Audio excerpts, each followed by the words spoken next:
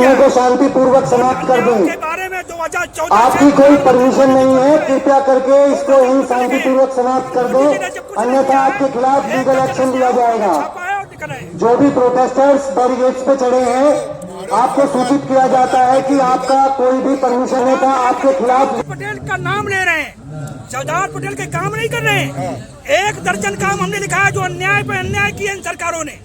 उन अन्याय को मिटाने के लिए आज सरदार पटेल के 76वें परिनिर्वाण दिवस पर हम यहाँ इकट्ठे हुए हैं, क्योंकि इन 1857 के शहीदों के वंशजों को सरदार पटेल ने 3 पीढ़ी को पेंशन दिया था। ये पेंशन हमारे आप सजाएं, वे अपने धरने को यहीं पर शांतिपूर्वक समाप्त कर दें। भारत सरकार को भारत के आजादी के लिए अन्यथा आपके खिलाफ कानूनी कार्रवाई की जाएगी। उनका युद्ध स्मारक बनाए, उनके आज के वंशजों को पेंशन और मान सम्मान लागू करें। अभी जी इसी पार्लियामेंट सेशन पे बिल्कुल वही होना चाहिए और बजट बनना चाहिए इन लोगों को। ये लड़ाई हमारी है। धन्यवाद। आज क्या सर से भी पूछ लेते हैं, सर क्या कहना चाहेंगे आज सरदार भाई वल्लभ पटेल जी की जो जयंती है उस पर परिनिर्वाण पर क्या कहेंगे? ये देश जो है सरकारों के नाम पर तरह तरह की सरकारें आई और गई जी चल रहा है। ये जनतंत्र के नाम कृपया ध्यान दें, ये यूथ कांग्रेस और NSCI के प्रोटेस्टर्स जो बैरिकेड्स पे चढ़े हुए हैं, आप सभी से बार बार अनुरोध किया जा रहा है। बच्चे जवानी से पहले बुढ़ापे में प्रवेश कर रहे हैं, माताओं और बहनों की असमन लूट रही है, मुट्ठी भर लोग अपने घर में हैं, बाकी किराए के मकान पे सड़क पर अपना जीवन कर रहे हैं। धरना प्रदर्शन आम बात हो गई है, हर घर में बेरोजगार है, तरह तरह की समस्या। तो बेरोजगारी खत्म कैसे होगी? क्योंकि NSCI और यूथ कांग्रेस के प्रदर्शनकारी आपसे अनुरोध है, कृपया करके बैरिकेड के ऊपर न चढ़े, रस्तों को नुकसान न पहुंचाएं, सरकारी संपत्ति को नष्ट न करें, अन्यथा आपके खिलाफ लीगल एक्शन लिया जाएगा। जो भी प्रोटेस्टर्स बैरिकेड के ऊपर चढ़े हैं, आप सभी को बार बार सूचित किया जा रहा है, कृपया करके बैरिकेड से नीचे उतर जाएं, वे अपने धरने को शांतिपूर्वक समाप्त कर दें। आपके धरने की कोई परमिशन नहीं थी, आपसे अनुरोध है, कृपया करके इस धरने को यहीं शांतिपूर्वक समाप्त कर दें, माहौल बनाया जा रहा है, सरकारी संपत्ति को नुकसान न पहुंचाएं, अन्यथा आपके खिलाफ कानूनी कार्रवाई की जाएगी, वह संबंधित धाराओं में मुकदमा दर्ज किया जाएगा। हम लोगों की यही मांग है कि जो 1857 में जो लड़ाई लड़ी गई है उनके वंशजों NSCI और यूथ कांग्रेस के प्रदर्शनकारियों से अनुरोध है, कृपया करके बैरिकेड से शांतिपूर्वक नीचे उतर जाएं। सरकार से हमें मुआवजे आपके धरने की कोई परमिशन नहीं थी, केंद्र सरकार आपसे अनुरोध है, कृपया करके बैरिकेड से नीचे उतर जाएं, सरकारी संपत्ति को नुकसान न पहुंचाएं, अन्यथा आपके खिलाफ कानूनी कार्रवाई की जाएगी। देखिए, आज सरदार वल्लभ भाई पटेल जी के परिनिर्वाण दिवस पर इन लोगों को अपनी आवाज उठाने के लिए ये स्वयं चल के आए हैं। आप सभी को बार बार सूचित किया जा रहा है कि अपने धरने को शांतिपूर्वक समाप्त कर दें, आपके धरने की कोई परमिशन नहीं थी, आपको बार बार सूचित किया जा रहा है, बैरिकेड्स पर न चढ़े, सरकारी संपत्ति को नुकसान न पहुंचाएं, सहयोग से इनकी आवाज पहुंचाने के लिए कृपया करके बैरिकेड से शांतिपूर्वक नीचे उतर जाए, वे अपने धरने को यही समाप्त कर दें। क्योंकि ये विमुक्त आपके धरने की कोई परमिशन नहीं थी, सरकारी संपत्ति को नुकसान पहुंचाने पर आपके खिलाफ दंडनीय कार्रवाई की जाएगी, सेनानियों ने वह संबंधित धाराओं में मुकदमा दर्ज किया जाएगा। आपको बार बार सूचित किया जा रहा है, कृपया करके इसको यही समाप्त कर दें। संग्राम की लड़ाई नहीं लड़े उन लोगों को NSCI और यूथ कांग्रेस के प्रदर्शनकारियों से निवेदन है, कृपया करके शांतिपूर्वक अपने धरने को यही समाप्त कर दें।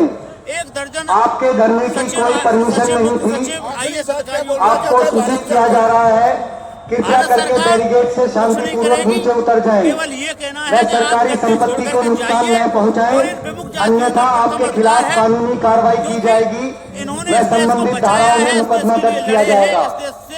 विदेशियों को भगाया है तो प्रथम अधिकार उसका होता है कि नहीं माला? पहले राजा महाराजा हराते थे दूसरे को, कौन मालिक बनता था? हराने वाला। तो ये हराने वाले मालिक हैं इस देश के, इसलिए सरकार को हट जाना चाहिए, लोगों को सत्ता सौंप देनी चाहिए। धन्यवाद।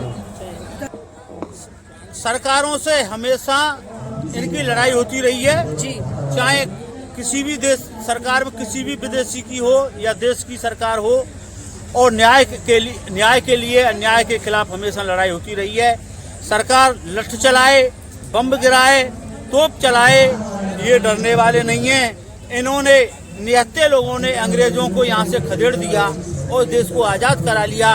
तो ये क्या इनकी क्या बिसात है सरकार से। अगर वास्तव में सरकार सचमुच ईमानदारी और धर्म के नाम पर काम करना चाहती है, सबसे पहला धर्म ये है कि इनको इनकी सत्ता सौंप दे और स्वयं इनके यहाँ कर्मचारी बन के काम करें। बस ये हमारा सरकार से कहना है। बाकी की देखा जाएगा, जो कुछ होगा। ये लड़ाई अब देश में आर पार की होगी और अल हिंद पार्टी के माध्यम से होगी और सत्ता पर हम इन लोगों को पहुंचाने का काम करेंगे। बोल रहे हैं तो क्या ज्ञानी को कौन सुनेगा? कौन है बताइए? जो हमारी क्वेश्चन की है, कोई पार्टी बात कर रही है, कोई नेता बात कर रहा है? पार्टी क्या इनके अधिकारों को दिला पाएगी? बिल्कुल दिला पाएगी। मैं सुप्रीम कोर्ट में वकील हूँ और पूरे देश में आज़ादी की लड़ाई हमारी चल रही है। पूरे देश 28 राज्यों में काम चल रहा है और 2029 में हम बड़ी तादाद में कम से कम 300 मेंबर ऑफ पार्लियामेंट पहुँचाएंगे और उत्तर प्रदेश में 27 में हम सरकार बनाने की कोशिश करेंगे। ठीक 2027 में सरकार पहले मारा तो रोको, वक्त बदल दो, ताज बदल दो, वक्त बदल दो। अभी तो ये अंगड़ाई है, पहले मारा गोरों को, पहले मारा गोरों को, इंकलाब 1857 के पीड़ित परिवारों को न्याय दो, 1857 के बलिदानी परिवारों को न्याय दो, 1857 के शहीदी परिवारों को न्याय दो।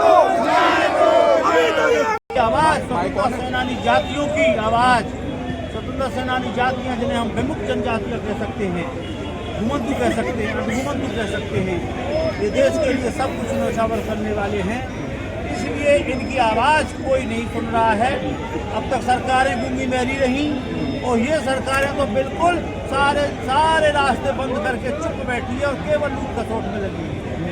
इसलिए हम सरकारों से अवगत कराना चाहते हैं कि ये सरकारें सुधर जाओ, अन्यथा ये देश पहले की तरह फिर क्रांति पर आ जाएगा और इस देश से आप लोगों को वही गद्दारों की तरह भगाया जाएगा जैसे अंग्रेजों और विदेशियों को भगाया गया था।